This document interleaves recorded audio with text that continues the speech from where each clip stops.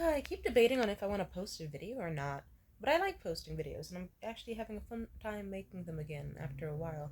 I think it's actually been a core to finding myself after my last few relationships that I lost myself in over and over and over.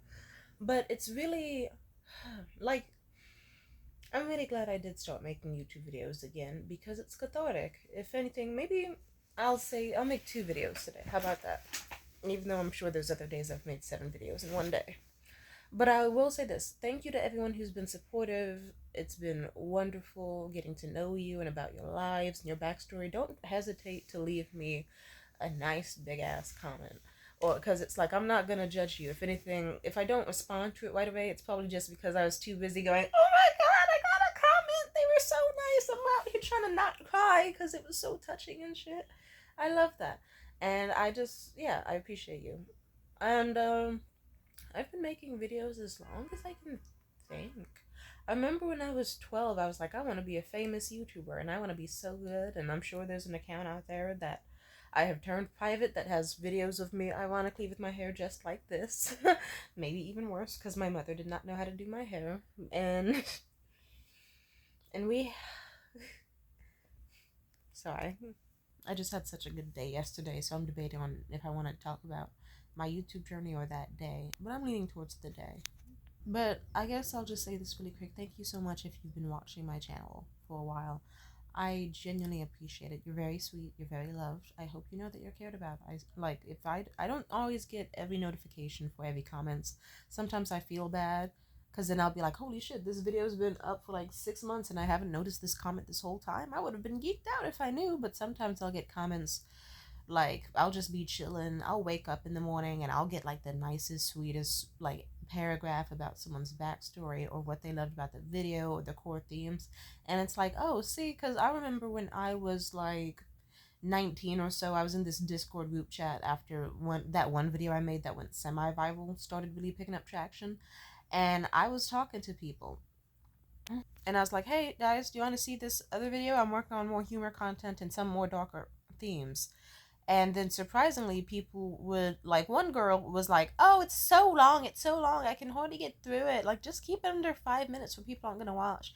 But I mean, it seems good, I guess. From the 5 minutes I watched, I had to kind of skip through it.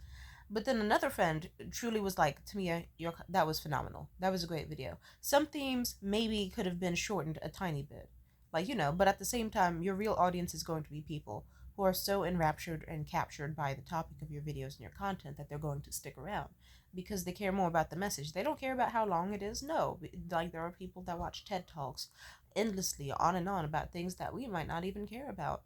So someone who will absolutely adore your content will find you and this is a great video. And that warmed my heart. I still have to send them a message sometime just being like, "Hey, sorry that after falling out with that one toxic ex that we didn't stay in touch. You're very sweet." Like because it's moments like that that are really like confounding or it's confounding even a word. Let's pretend it is. Let's pretend it is. I'm tired. I just woke up like 5 minutes ago. And I like making YouTube videos because it's like I'll make a YouTube video and it'll piss off some dudes who are pedophilic or racist or absolutely misogynistic, and it'll cheer up the people who actually want to feel seen and want to feel heard, or just want to hear me out and maybe learn a new perspective. And I like that and respect that a lot. So if you even watch my videos all the way to the end, no matter how long, you don't know how much that means to me. Because sometimes I get online and I'm like, you know what? I'll just talk into the void. If no one sees this video, that's okay with me. Because I just need to talk until I feel like I found myself again. And surprisingly, some of you listened. And that's sweet. Some of y'all had rude shit to say. But it cheers me up. It makes me kind of laugh. It's like, damn, okay, good to know that I could just be vibing. And, and someone's like, I'm going to bring some hateration into this dancery, like ASAP No Rocky. And it's like, really? But if it makes some of y'all niggas who shit on my looks feel better, I did go on a date yesterday where the guy told me that he was like, no offense, and I mean this in the best way possible. You remind me of ASAP Rocky because you have a really pretty smile, and I. So I'm sure that dude in my YouTube comments a few days ago who was like, wow, Can somebody say androgynous? I'm sure he would be satisfied to know that. And knowing how he left multiple comments, kind of pathetic, but also a little amusing. They meant because they thought I had a nice smile, but I was like, you know what? My dad, I guess, sort of looks like ASAP Rocky a bit, and also it's the hair. So I didn't take offense because you know what? ASAP Rocky is that pretty motherfucker. So hey, I'll take it. I'll take it. Compliment. A win is a win. And then sometimes I get lovely comments. Like I remember one of the first larger comments I got. I made this video where I talked about how like I do feel bad for men and men's rights. I made it when I was 19, like over the course of the pandemic, because I guess I was thinking about it. I was like, I have way too many male friends that are going through it, and it's sad because they all have one thing in common. They don't feel like they can talk to any fucking body about it. And so they'll keep going on their whole life like I need to be a pathological liar because I don't truly feel like I will be accepted for who I am at my core and that I'm not lovable. Or it could be someone who's like, oh my God, I don't think I'm deserving of real romantic affection. So whenever I feel lonely now, my body is going to tell me that I'm horny because I was sexually abused. And then they'll go through life thinking, oh, I need to just have sex with as many women as possible because that's the same thing as being loved and adored, right? And I know how that feels and I know that sucks. And just I get sad whenever I have to. I don't know. That's also sometimes why, even when I've had people that weren't the best friends to me or whatever, sometimes I would just let them talk. Because I could tell they needed it. And a part of me would be like, okay, this motherfucker deep down is a bit disrespectful and maybe even kind of stupid. But, but, I would rather them be able to say that they got it off their chest and talked and maybe even had a cathartic breakthrough than to keep that shit in. Like on one of my most popular videos actually about yeah, right. Um that same Oh yeah, it was the topic of does it had anyone watched that video I made where it was kind of popular? You can easily find it on my channel. It's like best and worst dick ever. I made it when I was 19. It still gets views now. It's kind of well, whatever. It's just a 3 minute long video about some dude getting his braces stuck in my um pubic hair, and a few other things happen.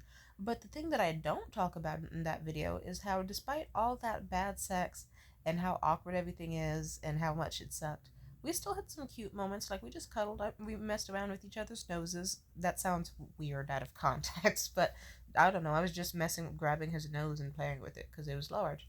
And I guess we got so comfortable with the pillow talk that he just kind of well, I notice most men will tell me stuff about their life after sex. It's like some sort of cathartic breakthrough for them. And like I said, my YouTube channel and online is my cathartic release for when I'm stressed out.